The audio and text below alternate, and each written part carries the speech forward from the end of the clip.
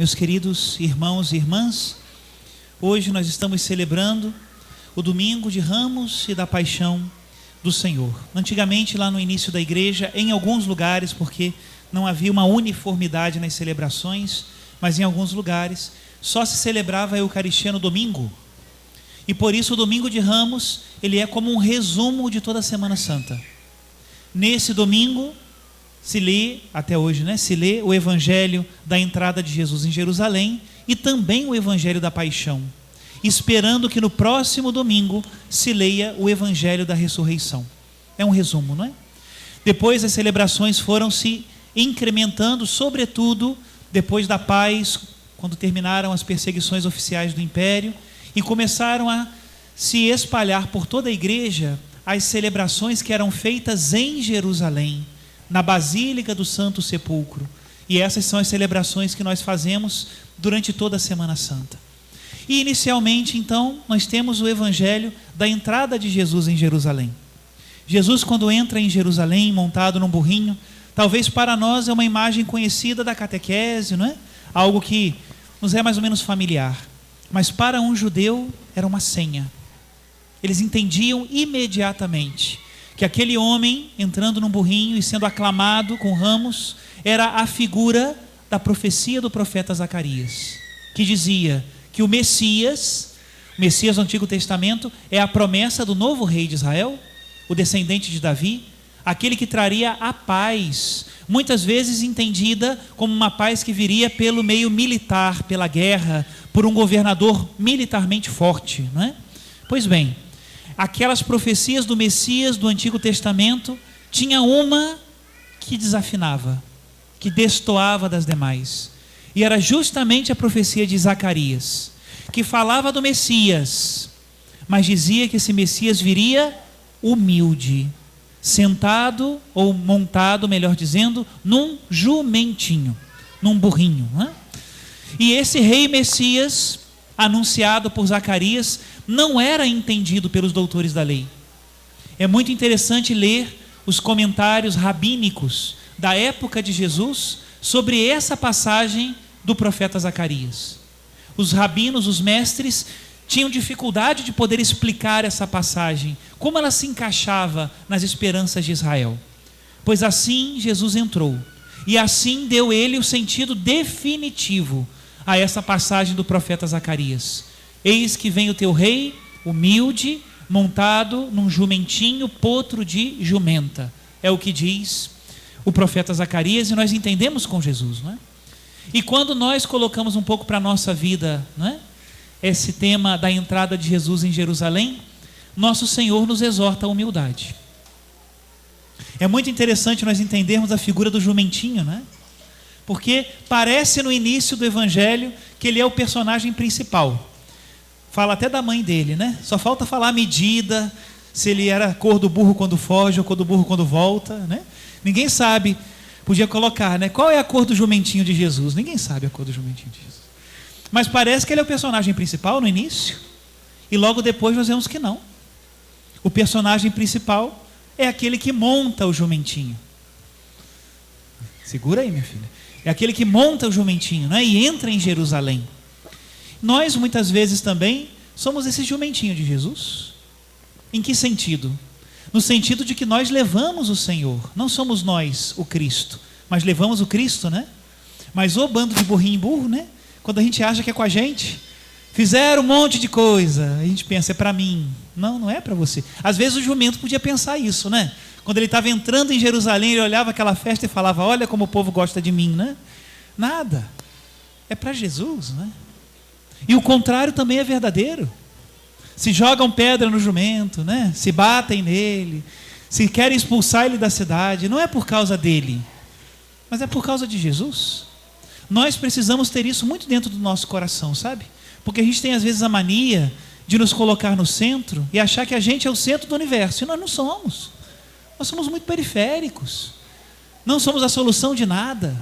Somos parte da solução de muitas coisas, mas a solução de nada, nem de nós mesmos. Outro dia o Papa Francisco falava sobre isso, né? Eu não consigo nem salvar a mim mesmo. Como é que eu quero salvar o outro, né? Quem me salva é Jesus. E é esse Jesus que eu levo nesses ombros, né? Seja o padre, seja a família, seja o jovem, seja o idoso. Nossa missão é levar Jesus. Muito bem. Passamos do evangelho da entrada de Jesus em Jerusalém, que nos chama à humildade, e vamos agora ao evangelho da paixão. Hoje parece que a coisa começa bem e termina mal, né? A primeira exclamação do povo qual é? Hosana. E qual é a última aclamação do povo? Crucifica-o. Ou seja, o negócio foi muito ruim, né?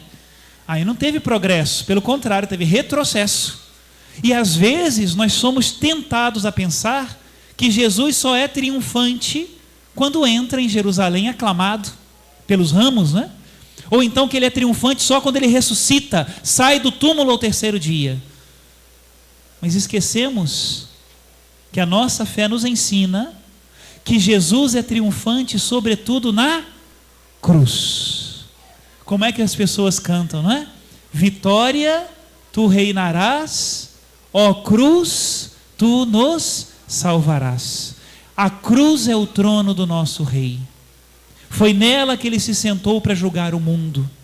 É nela que ele está coroado. Ela traz a inscrição: eis o rei dos judeus. E às vezes é difícil entendermos isso, mas Jesus é vitorioso sobretudo na cruz. E qual é a vitória de Jesus na cruz? É a vitória do amor.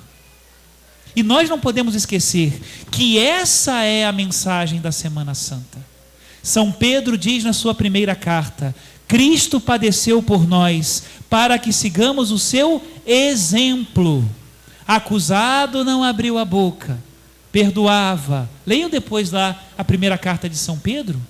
E é esse o exemplo da Semana Santa, meus irmãos. E é aí que Jesus triunfa.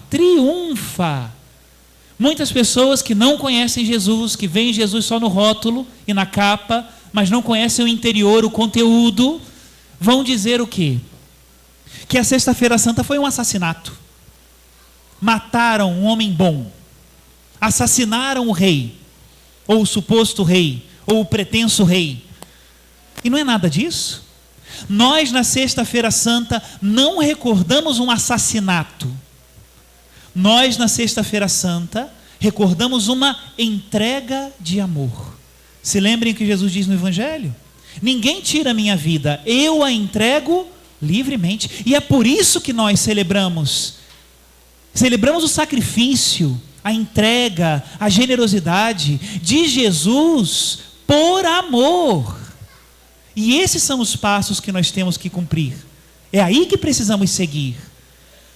Vivemos um tempo, e eu vou repetir isso muitas vezes durante a Semana Santa, já falei nas homilias dos domingos passados, mas vivemos um tempo em que as pessoas estão achando que ser católico é ter muita razão, que ser católico é ter a última palavra, que ser católico é lacrar.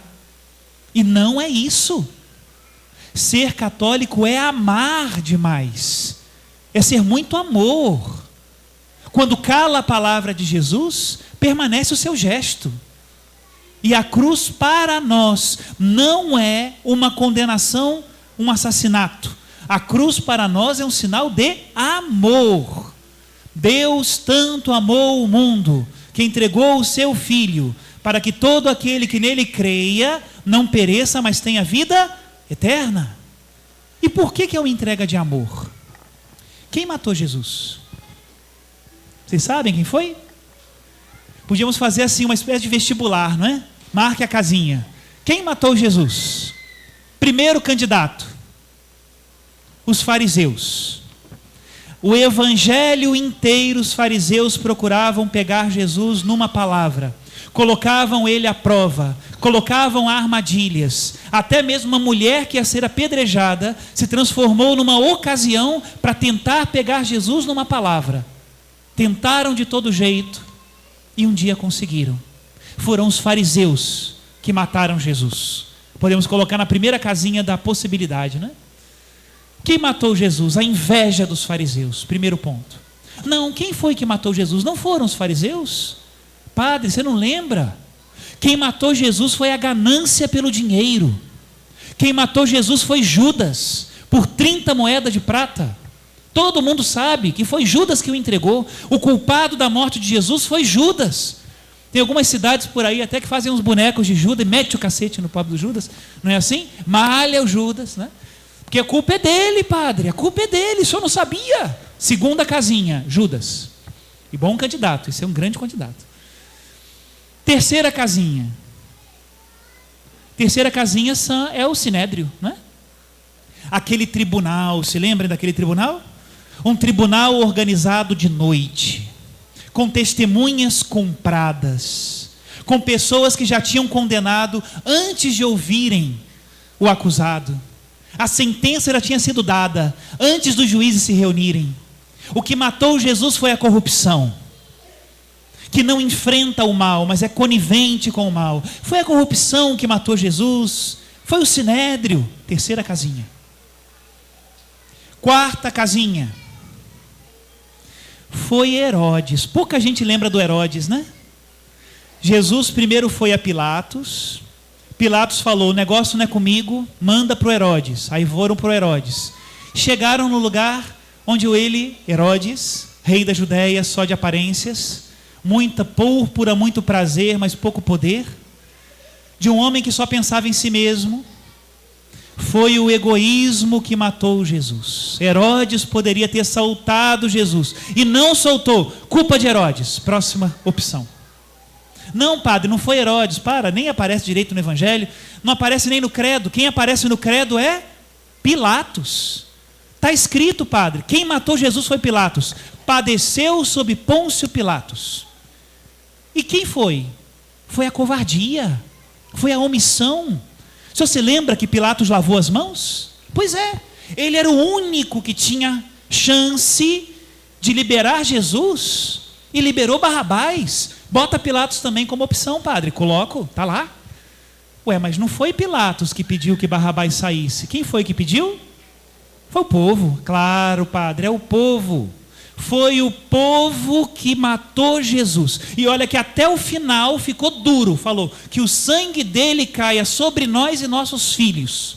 Foi o ódio. O ódio do povo. Que muitas vezes é só isso, né? Quem frequenta a rede social sabe disso. Basta botar uma foto que o povo odeia. É uma coisa impressionante. Uma coisa inocente sempre tem alguma coisa para ser criticada, para virar ocasião de perseguição, não é? Um dedura o outro, é uns negócios assim, né? O ódio matou Jesus, padre. Gente, vamos procurar dentro de casa, em vez de a gente procurar fora de casa? Não foi só Judas que negou Jesus ou que entregou Jesus, não é verdade?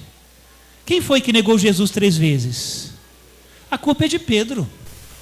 Se Pedro, que era líder, tivesse sido mais esperto, ele tinha juntado todos os paralíticos curados, todos os cegos curados, todos os homens ressuscitados, todas as famílias restauradas, todos os endemoniados limpos, juntava todo mundo, levava lá para Pilatos, que eu duvido que Pilatos ia matar Jesus se o povo gritasse: solta o Nazareno. A culpa foi de Pedro. E é muito interessante que a Bíblia não procura um culpado. Em nenhum lugar. Ela sabe quem é o culpado. A resposta é teológica. Ele tomou sobre si os nossos pecados. Não está lá em Pilatos, nem lá no Sinédrio, nem lá em Pedro, nem lá em Judas. A gente adora colocar o problema lá. O problema está aqui.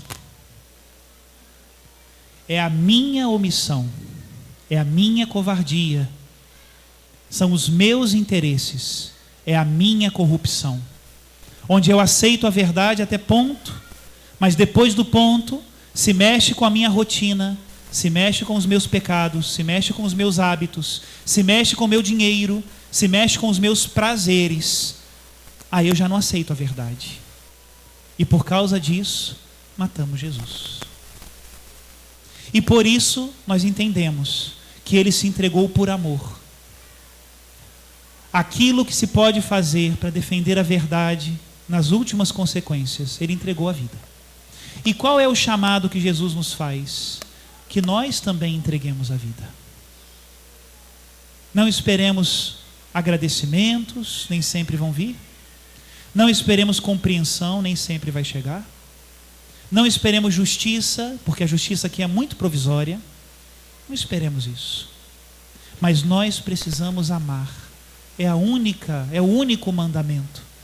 Amai-vos uns aos outros, e nisso todos conhecerão que vós sois os meus discípulos. Essa é a mensagem da Semana Santa. Cada celebração aprofundará essa mensagem. E que o Senhor nos ajude. Louvado seja nosso Senhor Jesus Cristo. Para sempre seja louvado.